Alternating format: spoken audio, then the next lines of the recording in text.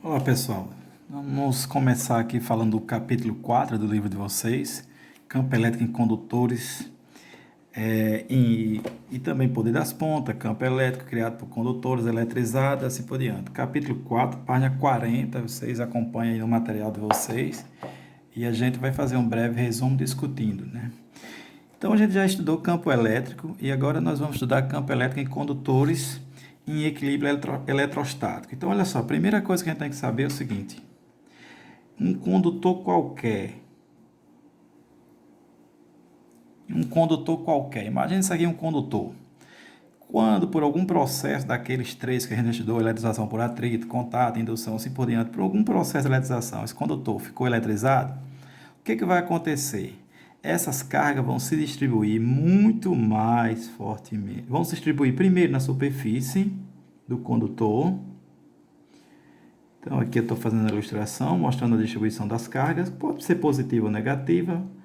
Fiz a opção por representar as positivas. Agora perceba o seguinte: nessa parte aqui mais pontiaguda, você tem maior concentração de cargas. Então, um condutor qualquer eletrizado, as cargas se distribuem na superfície mais externa, sendo que na parte mais pontiaguda, se ele não for simétrico, naturalmente na parte mais pontiaguda, ele terá maior concentração de carga. A gente chama isso de densidade de carga. Essa densidade de carga vamos representar dessa forma: quantidade de carga distribuída numa determinada área. Quantidade de carga a gente mede em coulomb, área metro quadrado no sistema internacional, certo? Que é a densidade de carga. Então, nessa região você terá maior densidade de carga, consequentemente você terá maior campo elétrico, certo? Isso é chamado de poder das pontas. Isso explica a questão dos para-raios, né? Os para-raios nada mais é do que uma anteninha bem pontiaguda, né? Imagina uma residência, um prédio, por exemplo, e tem o para-raio, que nada mais é do que essa anteninha, né? Então, se tem uma nuvem bastante carregada, aquelas nuvens já escurecidas, preparando o tempo para chover, ou está chovendo, por exemplo, essas nuvens, nesse momento aqui, elas vão induzir as cargas positivas da Terra para essa superfície, já que elas estão carregadas com carga negativa, nesse meu exemplo. Então, essa nuvem, essas cargas estão se repelindo, querem se encontrar com essas positivas.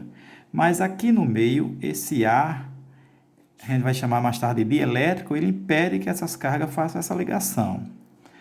Só que quando está chovendo, esse ar fica úmido, então essa rigidez, essa resistência que o ar oferecia, essa passagem de carga, ela vai ser diminuída. Chega um momento que a nuvem não suporta e aí descarrega. Ela vai descarregar para onde? Para a região mais pontiaguda, porque lá tem maior campo elétrico, tá certo? É por isso que se tiver um cidadão aqui, ó, num campo aberto, por exemplo, se não tivesse esse para-raio aqui, ele era bem propício de receber essa descarga elétrica e é fatal, tá certo? Isso é chamado de poder das pontas. Muito bem, continuando ainda em relação a condutores, vamos falar de condutores esféricos. Os condutores esféricos, assim como os demais condutores, ao receber cargas, essas cargas vão se distribuir também na superfície externa, ok?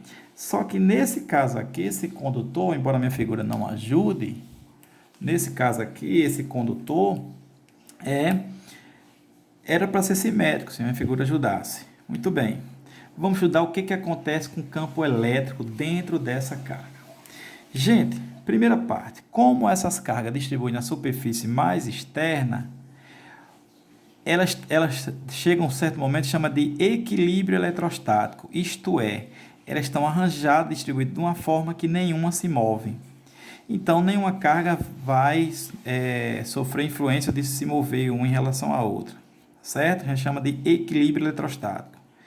Vamos estudar como é que será o campo elétrico aqui, ou seja, qualquer ponto interno a esse condutor. Gente, como nós estamos em equilíbrio eletrostático, o campo elétrico no interior do condutor, vamos dizer que, sabendo que campo elétrico é KQ sobre D ao quadrado, para pontos que esse D seja menor do que R, isto é, se D é menor do que R, está dentro desse condutor. Então, para qualquer ponto interno ao condutor, esse campo elétrico será igual a zero, ou seja, nulo. Por quê? Porque estão em equilíbrio eletrostático. Logo, cada carga daqui provoca um campo nesse sentido. Lembrando que campo é uma grandeza vetorial. Só que para cada carga que eu tenho num lado, tem uma outra equivalente do outro lado e vai provocar um campo no outro sentido, de forma que vai se anular. Então, o campo elétrico no interior do condutor, ele é nulo, tá certo? Na superfície do condutor, ou seja, para D igual a R, nós temos um campo elétrico que é igual a 1 meio de KQR ao quadrado. KQR ao quadrado é o campo elétrico que a gente já conhecia, tá certo? Para ponto externo, isto é, qualquer ponto aqui fora do condutor, esse campo elétrico, vamos dizer para D maior do que R, esse campo elétrico ele é dado por KQ sobre D ao quadrado, que é o campo elétrico que nós já conhecíamos, tá certo? Então, para condutores esféricos, lembrar desses 3 pontos, dessas 3 condições de campo elétrico. Primeiro, importantíssimo saber, o campo elétrico no interior do condutor é sempre igual a zero, ok? Ou seja, para D menor do que R. O campo elétrico na superfície é 1 meio de KQ sobre R ao quadrado.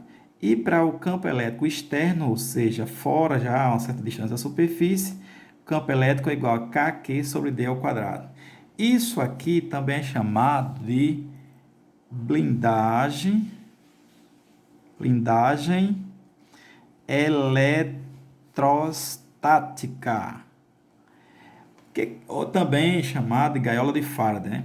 Que você já deve ter visto aí nos programas de TV show, essas coisas todas, de show de ciência, que é a famosa gaiola de Faraday. O camarada entra para dentro de uma gaiola metálica lá e alguém vai lá e aciona uma descarga elétrica elevada à gaiola, e quem está no interior dessa gaiola está protegido, né? Então, por quê? Porque o campo elétrico é nulo. Então, blindagem eletrostática. Isso também a gente pode ver no dia a dia, é o seguinte: se você colocar um celular embrulhado em papel alumínio, por exemplo, alguém fazendo a ligação para esse celular não completa a ligação. Por quê? Porque dentro do papel alumínio, vamos colocar um condutor fechado, vamos imaginar dessa forma, o campo elétrico é nulo. Portanto, as cargas da radiação, ou melhor, da propagação eletromagnética não chega até a antena do celular, consequentemente não vai completar a ligação. Que a gente vai detalhar mais isso em sala de aula, ok? Para finalizar essa questão do condutor em equilíbrio eletrostático, vamos ver só a questão gráfica. Olha só, minhas esferas hoje estão ótimas. Imagina que esse aqui é um condutor que está carregado, então as cargas distribuem na superfície mais externa, que é o raio da esfera. Vamos fazer o seguinte, vamos analisar como vai variar o campo elétrico, Newton por Coulomb, em função da distância, em metro, por exemplo. Então, olha só, para pontos do centro até aqui é o raio. Esse campo elétrico vale quanto, gente? Muito bem, esse campo elétrico é igual a zero, certo? Para qualquer ponto interno, então, aqui, desse ponto aqui até aqui é o raio, está interno, então o campo elétrico é zero. Aqui na superfície, o campo elétrico é a história de 1 meio de KQR2, tá certo? A partir daí, que o campo elétrico é KQ sobre D ao quadrado, perceba que esse campo elétrico ele vai cair agora com o quadrado da distância. Portanto, você vai ter uma curva dessa forma. certo? Então, graficamente, tá certo?